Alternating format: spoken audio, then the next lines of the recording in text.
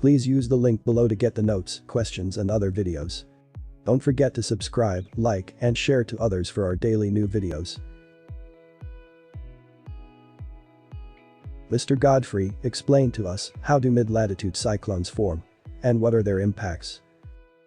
The mid-latitude cyclones, like the way the name is, mid-latitude cyclones. We quickly go back and look at this. Okay, it's called mid-latitudes. These are latitudes. These are latitudes. These are latitudes. What are latitudes? Those are imaginary lines that are drawn from west to east, increasing. In the northern hemisphere, it increases to the north. In the southern hemisphere, it increases to the south. When you look at these lines, you draw this, you draw this, you draw this one. So when you look at it, we have this segment here, and we have this segment. Where is the mid? The mid is here.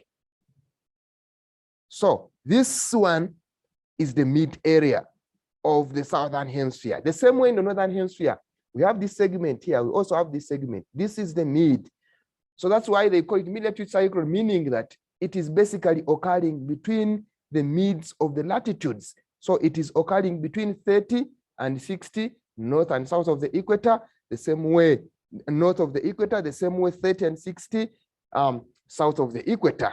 Okay, so it's called mid-latitude cyclone. But you must not forget, learners, that mid-latitude cyclones are also known by different names. For example, it is known as a temperate cyclone. Okay, it is known as frontal depression. Okay, extratropical cyclone.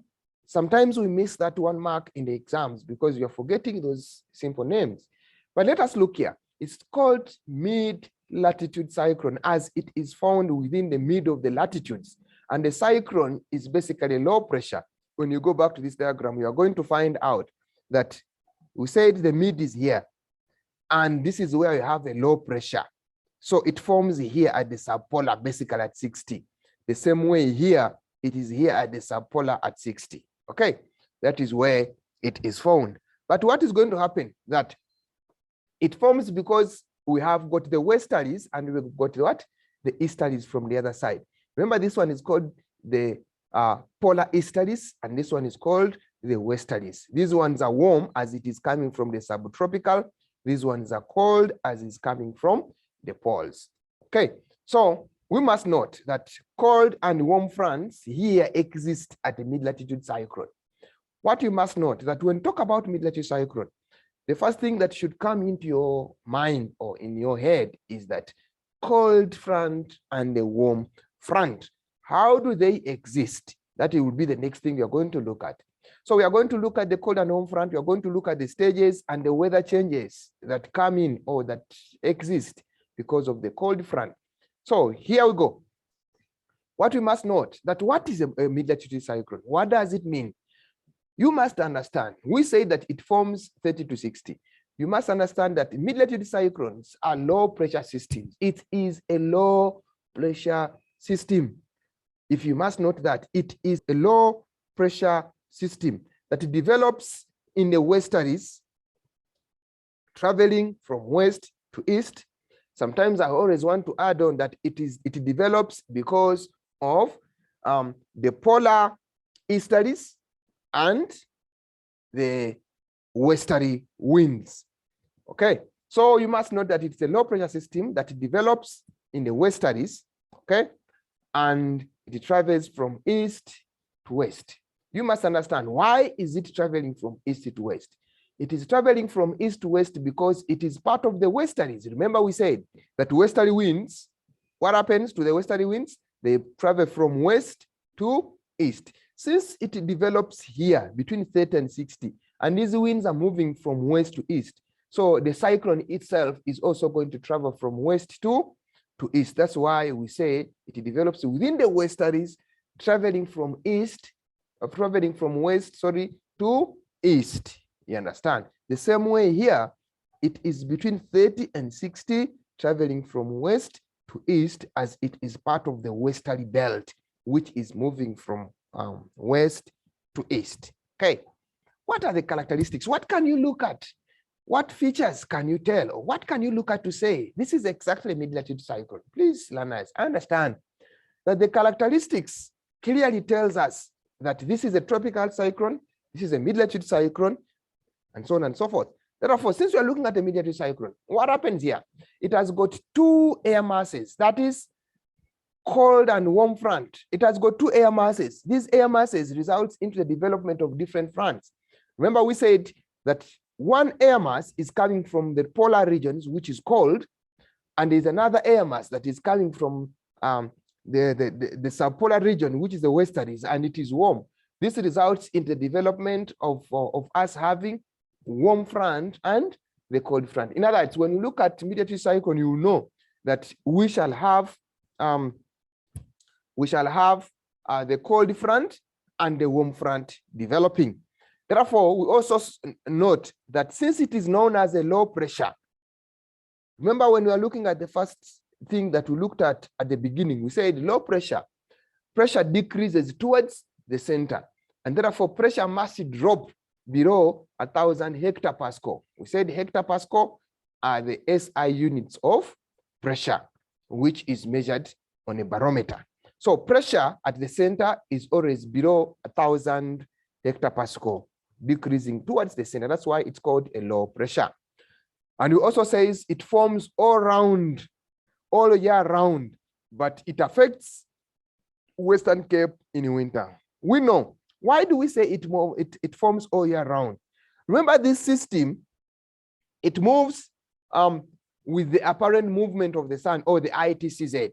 What happens is that if it is winter in the southern hemisphere, the system moves close to South Africa. But if it is summer in the southern hemisphere, the system is forced to move further away from South Africa. That's why we say it forms throughout the year. The only fact that it only affects South Africa only during winter, but it is occurring throughout the year. All right. Then we also say that it occurs between 30 and 60. We have noted it. It's a mid-latitude cyclone, midway. The mid is here and the degrees are here. Latitudinally, it is located between 30 and 60 north and south of the equator. We go ahead and say the other names, like I said, it's known as a temperate cyclone, frontal depression, a wave cyclone, extratropical cyclone, and so on and so forth. So those are the names that can be used to refer to a mid-latitude cyclone. Okay. Now, we must know that it does not occur once. A mid-latitude cyclone takes stages. It occurs in different stages. The stages, the first one, that's as the first stage, is what we call the initial stage. Remember on our diagram, remember this way we are going to focus specifically or mainly on South Africa. And in South Africa, we know that the cold air, or in the southern hemisphere, the cold air is in the south, the warm air is in the north. And these two air masses are coming from different directions. Okay. So the point here where the air masses are going to meet, or they are going to converge, is what we call a polar front. But what you must note that the pressure in the initial stage is still high. Because the cyclone is just starting to develop, the pressure is still above 1,000 hectopascal. That's why you see close to the boundary zone that is separating the two air masses, pressure is still above 1,006 hectopascal. We quickly go back to the diagram. I will basically use this diagram so much. When you look at this, let us first of all ignore this other northern part. Let us look at the southern part. When you look at the southern part, this is the southern hemisphere. We know that there is air that is coming from this other region, which is the polar easterly, and its meeting point is here. So as it is coming from the poles, this one at the bottom is going to be cold. We have this one that is coming from the subtropical. So since this subtropical is close to the equator, it's a bit warmer compared to the poles. Therefore, we have the northern part which has got warm air. So we have the warm air and we have the cold air. Remember, this one is coming from this way. It's meant to go the opposite direction. And this one is meant to go the other direction. So this one is called easterlies. So because it's called easterlies, it moves from east to west. Therefore, it is meant to be moving like this to the other side. And this one is meant to be moving from the west to east. Therefore, it is moving like this. So it's just bypassing each other at the subpolar low pressure here. So in that case, the way it is here is the way it is reflected the other side. Warm air above passing from, remember it is westerlies from the west going this other side. These are the easterlies from the east going this other side. That is the initial stage. What you must note with the initial stage is that it is sometimes referred to as a stationary stage because boundary is not moved at all. Okay, that's why we call it the stationary stage. We got the second stage. The second stage is also known as the developing stage or the development stage. In other words, some other books will call it a wave stage. In this case, pressure starts to drop and a wave develops. And therefore, the rotation of the wind at a low pressure, it starts. And therefore, it rotates in that clockwise direction. Remember, we are looking at the southern hemisphere. We said in the southern hemisphere, air circulates in that clockwise direction. That's why the arrows are pointing in this direction, southwards. Therefore, this is the northern part. This one is coming from this way. This one is coming from the east. And therefore, it is rotating at a low pressure that is starting to develop in that clockwise direction. And in this case, a wave develops, and you will see that the fronts are also starting to develop. Okay.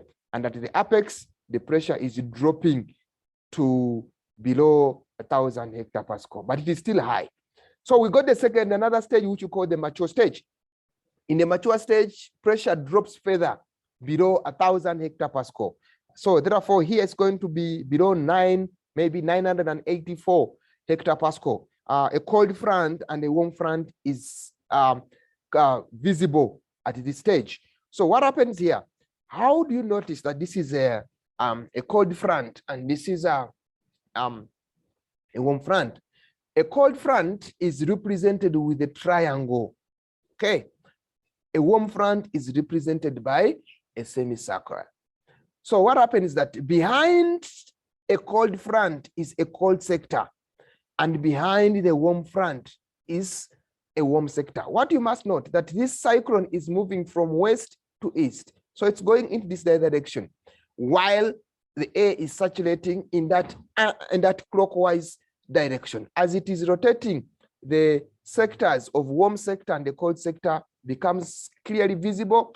And therefore, because it is visible, the warm sector is developed here. It is behind the warm front. So this is the warm front here, and here is the cold front. Therefore, behind it is the cold front. The whole of this sector here is the cold sector. Okay, so the air behind the cold sector is cold, and the air behind the warm sector is warm. What we must note that this is a mature stage, and in the mature stage, cold front and warm front are visible. They are easily identified. Okay, we got the next stage, which we call the occlusion stage. So in this occlusion stage, we must understand that cold air is heavy and denser. Therefore, it moves faster than the warm air. This is going to force the cold front to catch up with the warm sector, narrowing the space that was occupied by the warm sector, as it is pushing the warm air outside the cyclone. So meaning that as this one catches up with the warm sector, we are going to see that at the apex, the two symbols are going to be represented. So these two symbols that are represented, there is a symbol for the warm front and a symbol for the cold front. A triangle is the cold front, the semicircle is, the triangle is the cold front, the semicircle is the warm front. Therefore, this is what we call the occlusion front. So in this occlusion front, in this stage, the occlusion, it results into the development of the occlusion front. So we have the cold air behind the cold front in the cold sector.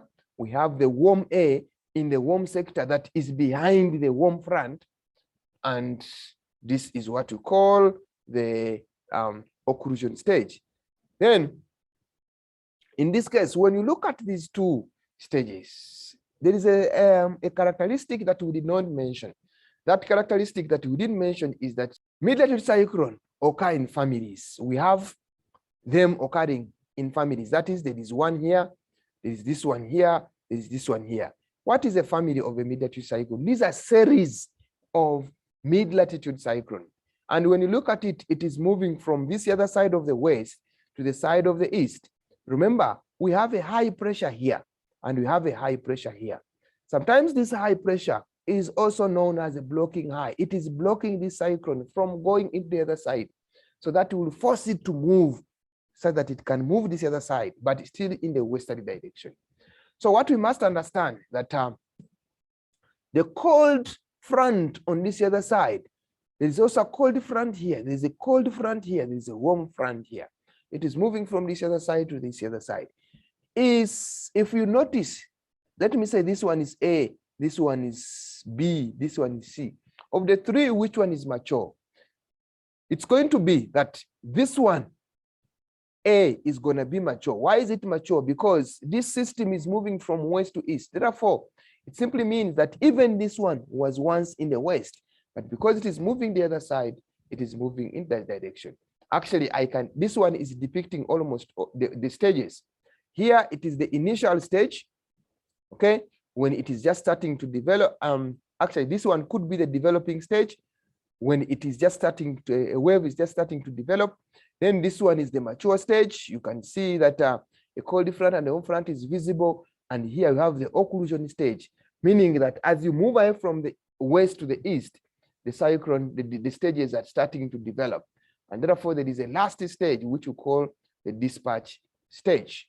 Okay, the last stage will be called the dispatch what?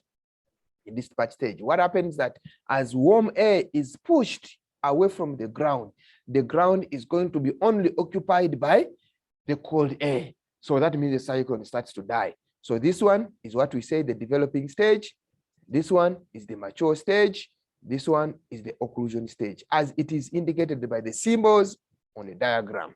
Okay, so the whole of this is called a family of a mid-latitude cyclone. All right, now we must note that the occlusion stage has got two fronts. Okay, we have the warm occlusion front and the cold occlusion front, but the warm occlusion front has got the characteristics of the warm front, and the same way the cold occlusion has got the characteristics of the cold front. This is how the warm front is going to look like. What will happen that when you look at this line is gentle, okay, which is a bit different from this one. When you look at this one is stiff. This one is gentle. What happens is that as warm air reaches this point, it is forced to rise. And it is rising at this point, meaning that if these two are put together, one is here, another one here, the warm air is going to rise. And therefore, as it rises, it is going to result into the formation of clouds here, just on the cold front. So these clouds will result into the formation of heavy rainfall, and therefore heavy rainfall will be experienced on the cold front. But here we have got some kind of clouds that are going to develop. Actually, I normally use the word CAN, which is cirrus clouds, altostratus clouds, and nimbostratus clouds. These are the clouds that develop here. When you look at the shape of the clouds here, they are light and a little bit growing longer. Why are they growing longer here along the warm front? Is because of the fact that this wind, there is also some air that is moving along this, which results into it to be lengthened along the warm front. But these kind of clouds, cirrus clouds, nimbostratus clouds, and altostratus clouds. But here you can see that it's a very long cloud that is growing taller with a very flat base. So these kind of clouds are what you call the cumulonimbus clouds, and these cumulonimbus clouds are basically associated with the following weather conditions, like heavy rainfall, lightning, thunderstorms, and at times hail. So that is what we refer to as the cold and the warm front. So those conditions are going to be prevailing there. So this is how a mid-latitude cyclone will appear in the mature stage. Okay, you can see the air rotating in that clockwise way. You can see the cold, you can see the warm front. These lines here are called isobars because of this hectopascal, and then this one is called the cold front that is prevailing here. Remember, we said the cold front basically is represented by these triangle symbols. Then we also have a warm front on the other side. If you see critically, you'll find out that this warm front and the cold front are represented by different colors. Remember, warm, it's going to be red, it's a bit hot. Then cold is blue because it is colder. But what is a cold front? By the way, we're talking about cold front, we're talking about warm front. What's a cold front? A cold front is just going to be a parcel of cold air that is going to be separating the warm sector from the cold sector. It's going to be cold air along. In other words, the edge of cold air that is pushing towards the warm sector. Then we have the warm front here. So it's going to be a parcel of warm air, okay, that is in front of, or that is pushing towards this other side. So it's going to be a warm sector, a warm front. So this is a parcel of warm air, and this is a parcel of cold air. So in the center, it's a low pressure. As pressure drops further down below 1000 hectopascal. Okay, these arrows, we said it is representing the rotation of the saturation of air or the rotation of a cyclone, and we said in the southern hemisphere it is rotating clockwise. So the whole of this sector here that you see that it is shaded with a red line or red lines is going to be the warm sector. Then the whole of this sector at the bottom that is shaded with that kind of color is the cold sector. So the cold sector is covering this whole section, and the warm sector is covering that whole section. So that is basically explaining what we call the stages of a tropical, of a mid-latitude cyclone. Hope, guys, we are understanding each other and we are moving at the same pace.